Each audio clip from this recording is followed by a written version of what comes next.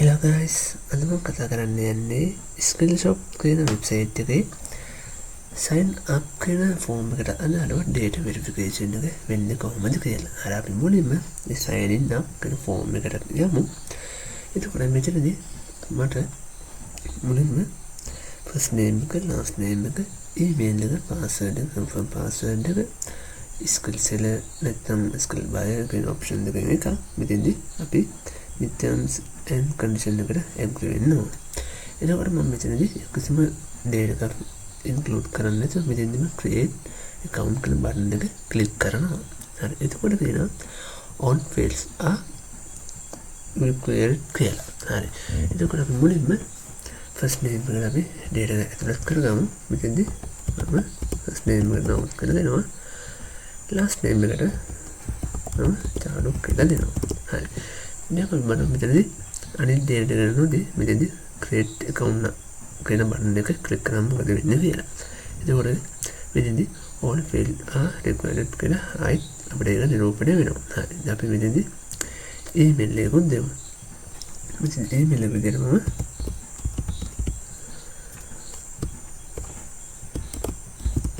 කියලා දීලා මෙතනදී නම add email එකට විතරක් තියෙන බලන්න තමයි create account කියන බටන් එක click කරලා. හරි. එතකොට කියන්නේ all fields are required කියලා. හරි. මම මෙතනදී yadara.com එකක් දානවා. හරි.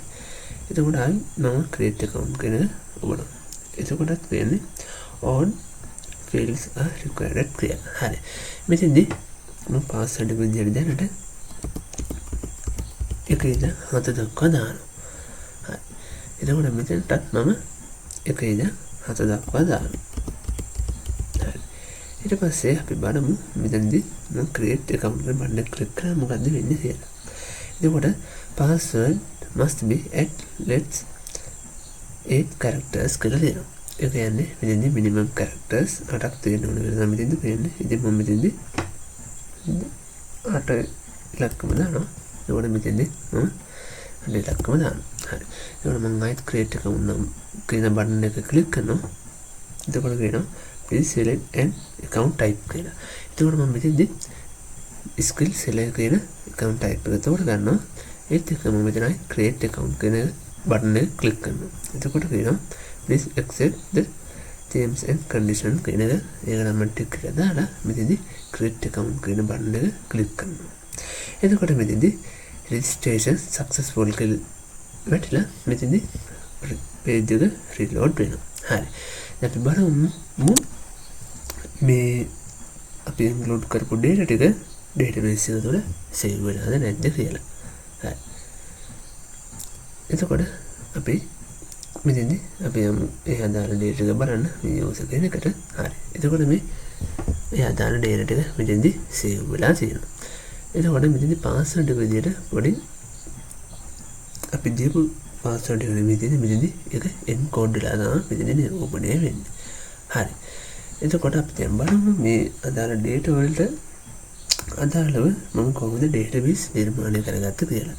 හරි. ඒකට මම මෙතනදී MySQL branch එකට යනවා. මෙතනදී ඒකට අදාළව මම නිර්මාණය කරගත්ත table තුන.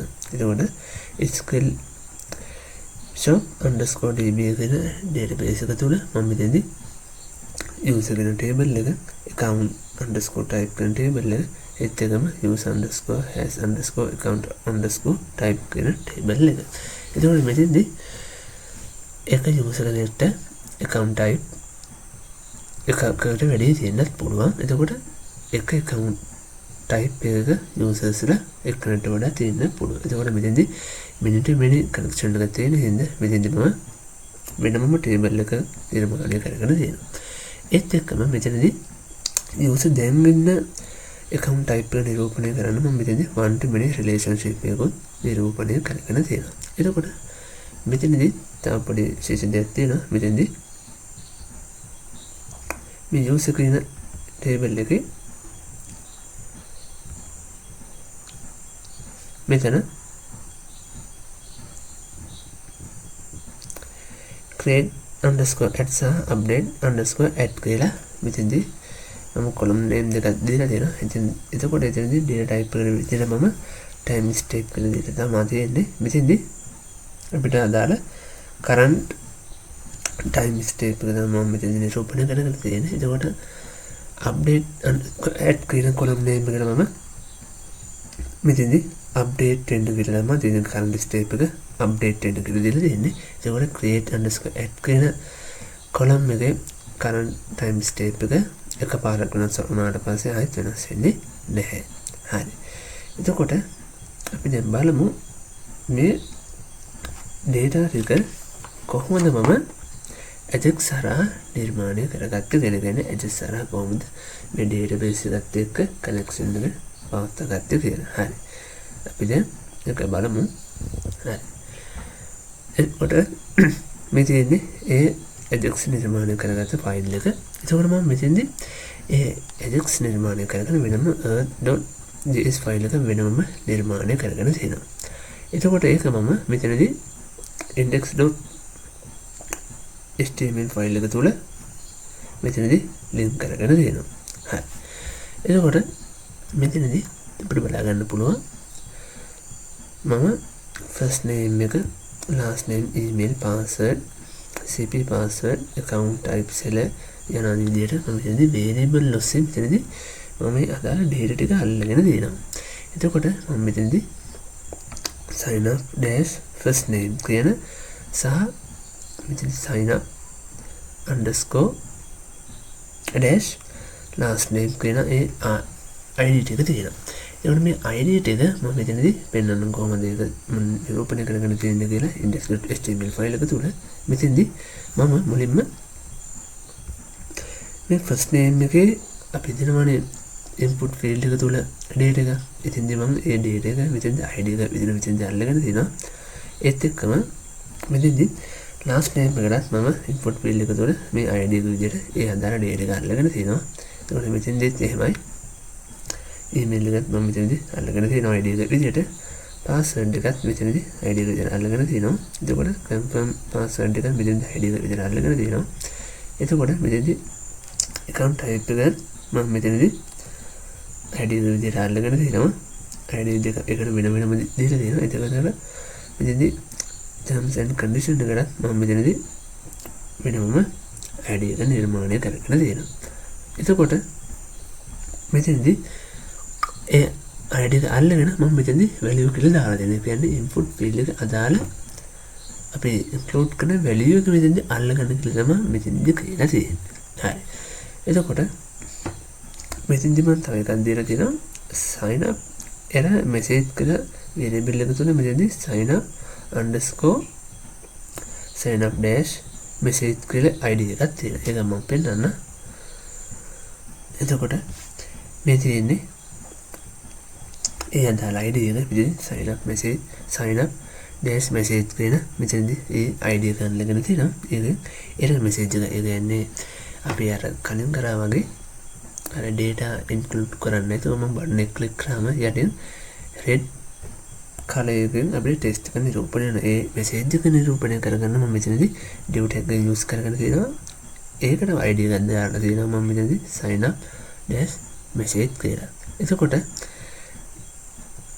මම මෙතනදී hidden කියලා දාලා තියෙනවා. ඒ කියන්නේ මම මෙතනදී class එකක් දීලා තියෙන එක hidden වෙන. ඒ කියන්නේ අපිට හැමතිස්සෙම පෙන්වන්න ඕනේ අපිට අදාළ වෙන්නේ නොවුනොත් විතරක් මෙතෙන්දී ඒ අදාළ error message එක පෙන්වන්න කියලා මෙතෙන්දී කියලා තියෙන්නේ. ඒ message එක මම මෙතෙන්දී class එක තුල hidden වෙලා කියලා තමයි මෙතෙන්දී කියලා තියෙන්නේ. ඒ කියන්නේ අපිට පෙන්වන්නේ hidden වෙලා කියලා. hidden වෙලා කියලා තමයි මෙතෙන්දී නිරූපණය වෙන්නේ. එතකොට මෙතෙන්දී කියලා තියෙන්නේ ඒක remove වෙන්න. ඒ කියන්නේ hidden එක මෙතෙන්දී remove වෙලා යන්න කියලා මෙතෙන්දී කියන්නේ. එතකොට ඒ remove වෙන්නේ හේතුව තමයි මෙතෙන්දී අපි if condition එකක් දාලා check කරනවා. first name last name email password cp password කියන variable එක යටතේ තියෙන data නැත්තම් මෙතෙන්දී අපිට ඒ අදාළ div tag එක තුල මෙතෙන්දී මේ test එක නිරූපණය වෙන්න කියලා. ඒ කියන්නේ මෙතෙන්දී ඒ කිසිම data එකක් නැත්නම් මෙතෙන්දී all field are required කියලා මෙතෙන්දී නිරූපණය වෙන්න කියලා. එතෙන්දී නිරූපණය වෙන්න කියලා. මෙතෙන්දී කියලා තියෙන්නේ. ඒකට මෙතෙන්දී password එක length එක 8ට වඩා අඩු නම් මෙතනදී password must be at least 8 characters කියලා නිරූපණය වෙන්න මෙතනදී password එක දෙක සමාන නැත්තම් ඒ password එක සහ confirm password එක සමාන නැත්තම් මෙතනදී password do not match කියලා ඒ වගේම මෙතනදී අපිට අපේ අර type account type එක මෙතනදී අපි select කරලා නැත්තම් දෙක එකක් වань මෙතනදී please select an account type කියලා නිරූපණය කරන්න කියලා මෙතනදී කියලා තියෙන්නේ. එතකොට මෙතනදී අපි අර terms condition එක check කරලා නැත්නම් මෙතනදී please accept the terms and condition කියලා නිරූපණය වෙන්න කියලා මෙතනදී කියලා තියෙනවා. හරි. එතකොට මෙතනදී ඒ මෙහෙම දැන් අපි error message එන එකට මෙතනදී මම කිව්වේ ඒ condition එක කරා තමයි මෙතනදී නිරූපණය වෙන්නේ. එතකොට ඒ අදාළ සියලුම data ටික අපි include කරලා නම් මෙතනදී මම else එක විදිහට අන්තිමට ඒ div tag එකෙන් තුල error message එක නවත්තන්න කියලා තමයි තියෙන්නේ. ඒ කියන්නේ නවත්තන්න කියන එක hide කරන විදිහ add hide කියලා තියෙන ඒකට. ඒතකොට මෙතනදී remove hide කියලා කියන්නේ අපිට error message එක hide වෙන්නේ නැතුව ඒක active විදිහට පෙන්වන්න කියලා මෙතනදී කියන්නේ. හරි. මෙතනදී මම form data එකක් කරා අපි ලබාගත්ත include කරගන්න data ටික මෙතනදී form data එක තුල මම save කරගන්නවා form.append විදියට. එතකොට first name එක last name එක email එක password එක confirm password එක ඒ වගේම මෙතනදී මම කරලා තියෙන විශේෂ දෙයක් මෙතනදී මම check කරනවා type seller නම් අපි check කරනවා මෙතනදී account type seller check කරලා නම් එහෙනම් ඒ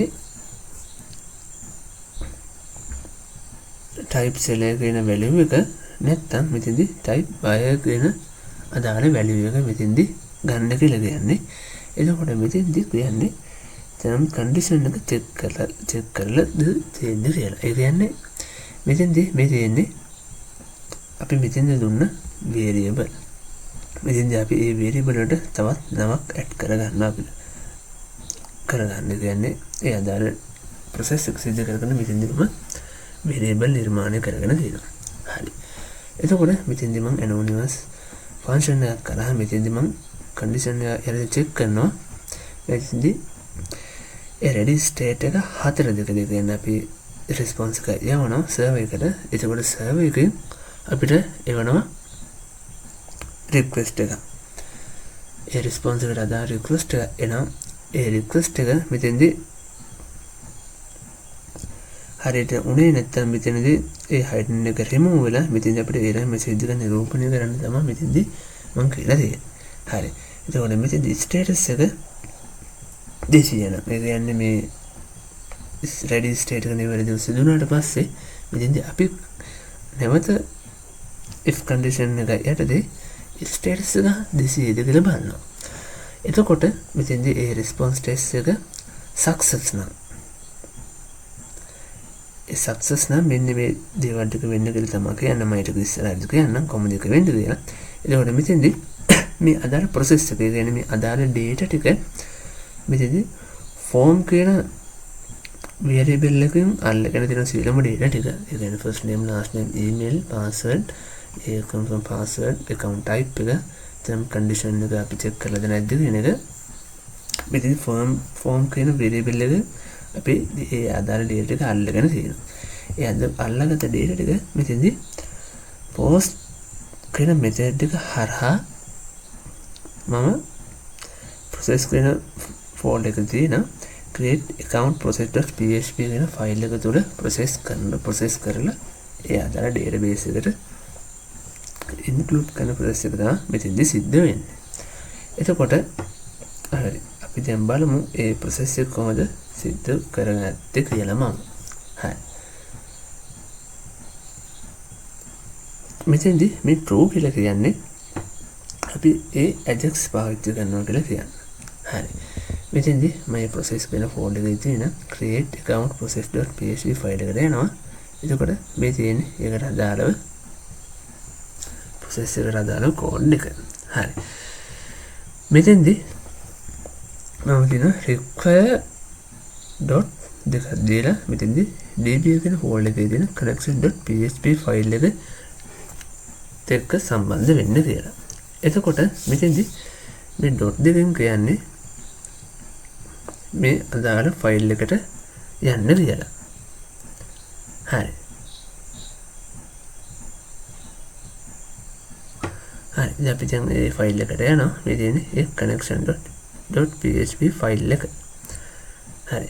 මෙතෙන්දි මම අපි database එකත් එක්ක connection එක තමයි මෙතෙන්දි නිර්මාණය කරගෙන තියෙන්නේ. මෙතෙන්දි මම port එක විදියට 33.6 ගෙන දීලා තියෙනවා. මෙතෙන්දි මේ database එකේ නම සහ මේ database එකේ password එක මෙතෙන්දි මම දීලා තියෙනවා. එතකොට මෙතෙන්දි මම ප්‍රධාන වශයෙන් ෆන්ක්ෂන් දෙකක් නිරූපණය කරගෙන තියෙනවා. එතකොට මේක අදාගෙන තියෙන මේ පළවෙනි ෆන්ක්ෂන් එක insert update delete වලට අදාළ කොටස ලබා ඒ අදාළ data ටික ලබා ගන්න තමයි මෙතෙන්දි මේ ෆන්ක්ෂන් එක නිර්මාණය කරගෙන තියෙන්නේ. එතකොට මේ ෆන්ක්ෂන් එක නිර්මාණය කරලා තියෙන්නේ ඒ අදාළ data ටික search එකක් දාගන්න. හරි. දැන් අපි යමු අර කලින් ෆයිල් එකට. එතකොට මෙතෙන්දි post method එක හරහා first name එක last name එක email එක password එක ඒ confirm password එක මෙතෙන්දි ඒ අදාළ name එක හරහා ඒ කියන්නේ මෙතන දීලා තියෙන name වලට අදාළව තමයි මෙතෙන්දි මේ post method එක හරහා ඒ data ටික අල්ලගෙන තියෙන්නේ. හරි. ඒකත් මම මේ variable වලට වෙන වෙනම save කරගෙන තියෙනවා. මෙතෙන්දි අපි if condition එක විදිහට check කරගන්නවා. මෙතනදි ඒ first name එක empty දෙක බලනවා. එහෙනම් මෙතනදි එකක් දෙන්න please enter your first name කියලා. එතකොට මෙතනදි last name එක empty දෙක බලනවා. empty නම් මෙතනදි please enter your last name කියලා දෙනවා. එතකොට මෙතනදි email එක empty නම් මෙතනදි please enter your email කියලා දෙනවා. එතකොට මෙතනදි ඒ email එකේ string length එක මෙතෙන්දි 150ට වැඩි හෝ සමාන වෙන්න ඕනේ. එතකොට මෙතෙන්දි ඒ condition එකට අදාළව කියන්නේ 150ට වඩා අඩු නම් මෙතෙන්දි email must be less than 150 characters කියලා දීලා තියෙනවා. හරි. එතකොට මෙතෙන්දි ඒ filter වෙන්න ඕනේ මේක email එකක්ද කියලා filter වෙන්න තමයි මෙතෙන්දි මම නිරූපණය කරලා තියෙන condition එක. එතකොට මෙතෙන්දි empty කියලා බලන password එක එහෙනම් please enter your password කියලා දෙනවා. එතකොට මෙතෙන්දි ඒ password දෙක සමාන නැත්නම් password එක සහ confirm password එක සමාන නැත්නම් මෙතෙන්දි password do not match කියලා දීලා දෙනවා. එතකොට මෙතනදී password එක 8ට වඩා අඩු වෙන්න බෑ. ඒ වගේම 20ට වඩා වැඩි වෙන්නත් ඕනේ. ඒක තමයි මෙතෙන්දි කියලා තියෙන්නේ. හරි. එතකොට මෙතෙන්දි අපි condition එක දීලා නැත්නම් අපි condition එක දීලා නැත්නම් මෙතෙන්දි echo කරන්න කියලා තියෙනවා. එතකොට මෙතෙන්දි account type එකත් අපිට empty නම් මෙතෙන්දි please select account type කියලා දීලා තියෙනවා. හරි. එතකොට මෙතෙන්දි මම variable එකක් දීලා තියෙනවා password hash කියලා. හරි. එතකොට මෙතෙන්දී අපිට කරන්නේ අපි ලබා දෙන password එක encode කරන ක්‍රියාවලිය තමයි මේකෙන් සිද්ධ වෙන්නේ. හරි. එතකොට මෙතෙන්දී මම database එකෙන් මේ id කියන column එක තියෙන account type කියන table එකේ ඒ අදාළ id කියන data ටික මෙතනදී search කරලා ගන්නවා. එතකොට මෙතනදී මම condition එකක් දාලා check කරගන්නවා ඒ අදාළ data තියෙනවද නැද්ද කියලා. එහෙම තියෙනවා නම් මේ දේ වෙන්න කියලා.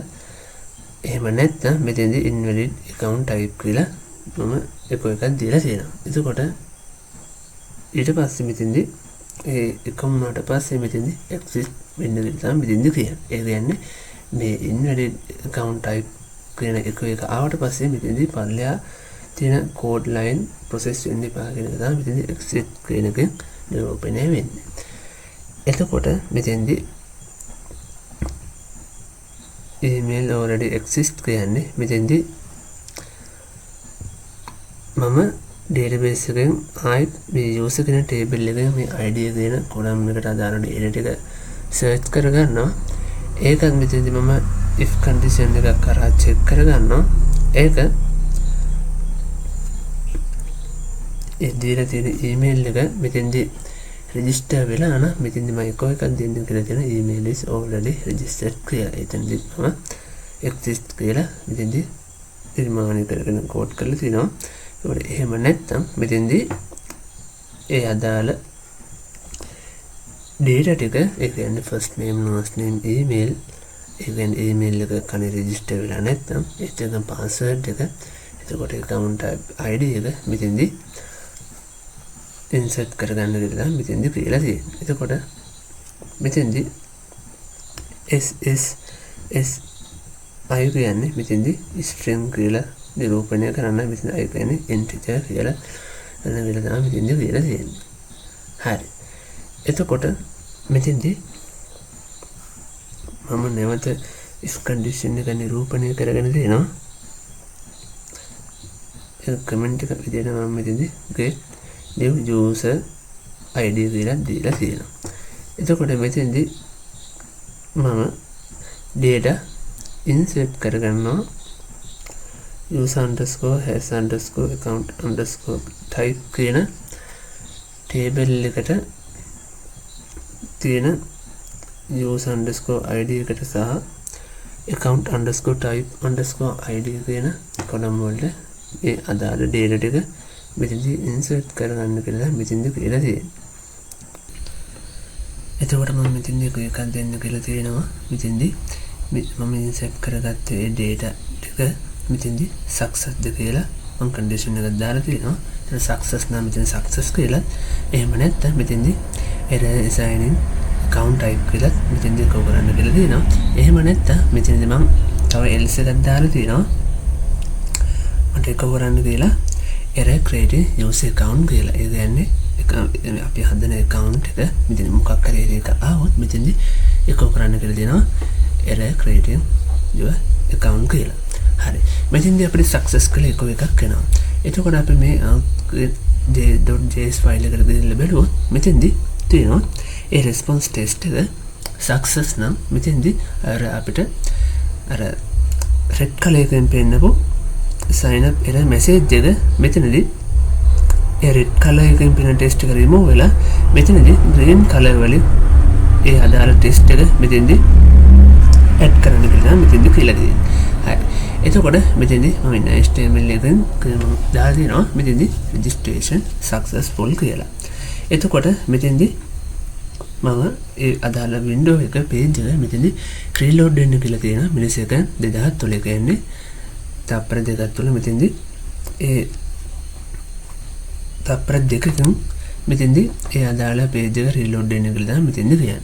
හරි. එහෙම නැත්නම් මෙතෙන්දී else එකක් දාලා මම කියලා තියෙනවා. මෙතෙන්දී error message එක මෙතෙන්දී ඒ response test එක මෙතෙන්දී නිරූපණය කරන්න කියලා. ඒතකොට තවත් මම else එකක් දාලා තියෙනවා මෙතෙන්දී ඒ අදාළ response test එක මෙතෙන්දී registers fail කියලා මෙතෙන්දී නිරූපණය කරන්න කියලා තමයි මෙතෙන්දී කියලා දෙන්නේ. ඉතින් මම හිතනවා